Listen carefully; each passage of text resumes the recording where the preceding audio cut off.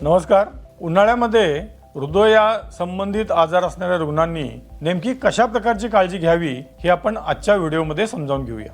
सर्वात आधी एक गोष्ट स्पष्ट समजावून घेऊया. उन्हाळा म्हणजे फक्त उष्णता नाही, तर हृदयावर अतिरिक्त ताण येण्याचा काळ आहे. उन्हाळ्यामध्ये तापमान वाढलं की शरीर स्वतःला थंड ठेवण्यासाठी ब्लड वेसल्स सैल करतं. त्यामुळं ब्लड प्रेशर कमी जास्त होऊ शकतं आणि त्यामुळं हृदयाला जास्त मेहनत करावी लागू शकते. याशिवाय घाम जास्त आल्यामुळे शरीरातील पाणी आणि इलेक्ट्रोलाइट्स कमी होतात आणि बॉडी डिहायड्रेटेड झाली की हृदयापर्यंत पुरेसं ब्लड सर्क्युलेशन होण्यात अडथळा येतो. याचा परिणाम म्हणजे हृदयाकडून महत्त्वाच्या अवयवांना पोचणारं रक्त आणि रक्तप्रवाह कमी होतो आणि परिणामी धडधड वाढणं, चक्कर येणं, अशक्तपणा वाढणं, ज्याला सिंकोप असं म्हटलं जातंय, असं होऊ शकतं. तसेच श्वास लागणं किंवा दम लागणं आणि छातीमध्ये डिस्कम्फर्ट होणं ही लक्षणे सुद्धा दिसू शकतात. म्हणून उन्हाळ्यामध्ये हायड्रेशन आणि इलेक्ट्रोलाइट बॅलन्स ठेवणं हे खूप महत्त्वाचं आहे. पण हार्ट पेशंटसाठी फक्त जास्त पाणी पिणं उपाय योग्य नसतो, कारण कंजेस्टिव्ह कार्डियक फेल्युअर सारख्या हृदयाच्या आजारामध्ये जास्त पाणी पिल्यानं किंवा इलेक्ट्रोलाइट इम्बॅलन्स झाल्यानं सूज वाढू शकते, ब्लड प्रेशर कमी जास्त होऊ शकते आणि हृदयावर अतिरिक्त ताण प्रेशर येऊ शकतो. म्हणून डॉक्टरांनी सांगितलेल्या प्रमाणात फ्लुइड इंटेक ठेवणं हे आवश्यक आहे. आता आपण डाएट बद्दल बोलूया.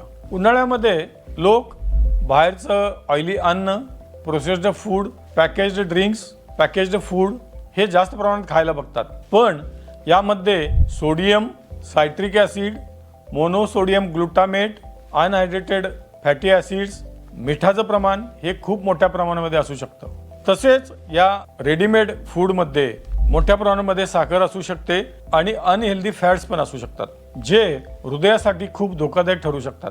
हृदयाच्या रुग्णांमध्ये low salt, low potassium diet आणि ताजी फळे व भाजीपाला तसेच ॲडिक्वेट अमाऊंटमध्ये प्रोटीन हे खूप आवश्यक असतं. जे लोक नॉन व्हेजिटेरियन आहेत, जे नॉन व्हेजिटेरियन प्रोटीन खाऊ शकतात, त्यांनी जेवणामध्ये पुरेशा प्रमाणात मासे आणि अंडी, उकडलेली अंडी, पिवळा आणि पांढरा भाग सुद्धा यांचा समावेश करणं हे खूप आवश्यक आहे. साधारणपणे रोज आपल्या वजनाला 0.8 न गुणाकार केल्यानंतर जेवढा आकडा येतो तेवढं प्रोटीन आवश्यक असतं. म्हणजे 50 किलो वजन असेल तर 40 ग्रॅम प्रोटीन हे दिवसाला आवश्यक आहे.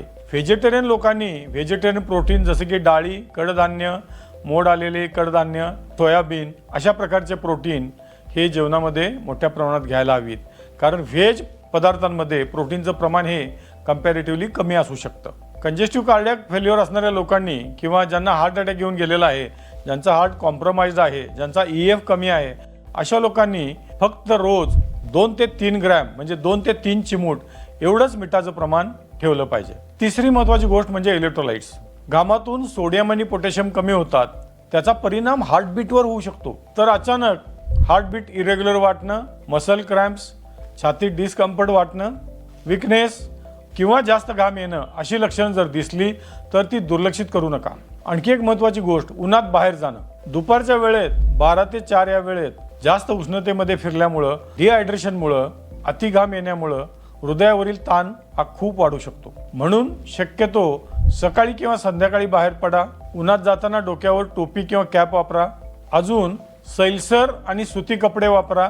थंड जागी राहणं म्हणजे कूल टेम्परेचरमध्ये, थोडंसं बाहेरच्या वातावरणापेक्षा कमी टेम्परेचर असणाऱ्या ठिकाणी हे महत्त्वाचं आहे. हृदयाच्या रुग्णांनी पुरेसा व्यायाम करणं ही पण महत्त्वाची गोष्ट आहे. साधारणपणे रोज 20 मिनिटं ते 40 मिनिटं ब्रिस्क वॉकिंग एक्झरसाइज करणं जर शक्य असेल, हृदय चांगल्यापैकी काम करत असेल, कंजेस्टिव्ह कार्डियक फेल्युअर नसेल, EF व्यवस्थित असेल, तर मग जिनं चढ उतार करणं सुद्धा चालू शकेल. व्यायाम करताना मात्र सकाळी लवकर 6 ते 7 वाजण्याच्या आधी आणि संध्याकाळी साधारणपणे 5:30 वाजल्यानंतर ऊन कमी झाल्यावर करणं ही महत्त्वाची गोष्ट आहे. आणि सगळ्यात मोठी चूक म्हणजे थोडं बरं वाटलं की मेडिसिन्स बंद करणं. हृदयाचे आजार हे क्रोनिक आणि प्रोग्रेसिव्ह असतात. ते आतून न कळत हळूहळू वाढत राहू शकतात.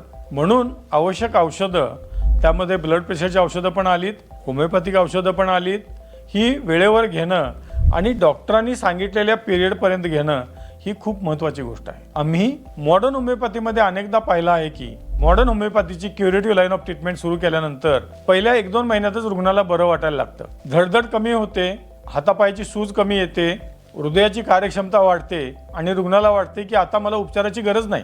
आणि अशा वेळेस पेशंट स्वतःहून ट्रीटमेंट थांबवण्याची चूक करतात. इथेच मोठी चूक होते.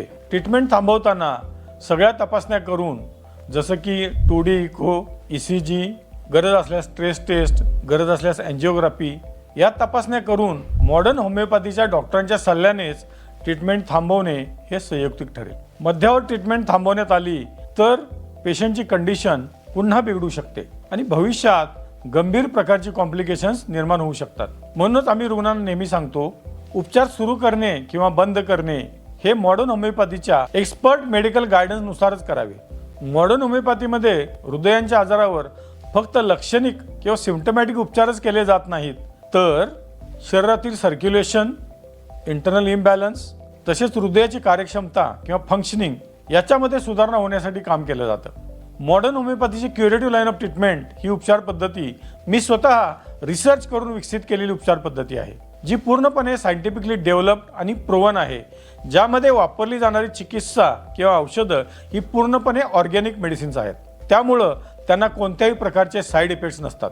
गेल्या 30 वर्षांमध्ये मॉडर्न होमिओपॅथीमध्ये गंभीर आजारांच्या 2,15,000हून जास्त रुग्णांवर यशस्वी उपचार केलेले आहेत. आमचा एकच उद्देश आहे, मॉडर्न होमिओपॅथीची रिसर्च बेस्ड उपचार पद्धती ही मॉडर्न होमिओपॅथीच्या भारतभर आणि जगभर असणाऱ्या सर्व क्लिनिकमध्ये उपलब्ध आहे. मॉडर्न होमिओपॅथीच्या सर्व डॉक्टरांना मी स्वतः डॉक्टर विजयकुमार माने यांनी ट्रेन केलेलं आहे. ते सर्व माझ्या गायडन्स खालीच काम करतात. आमचा एकच उद्देश आहे, हृदयाच्या आजारांमध्ये रुग्णाला सुरक्षित, प्रभावी, रिझल्ट ओरिएंटेड उपचार देणं, जेणेकरून रुग्ण हा कायमचा बरा होईल.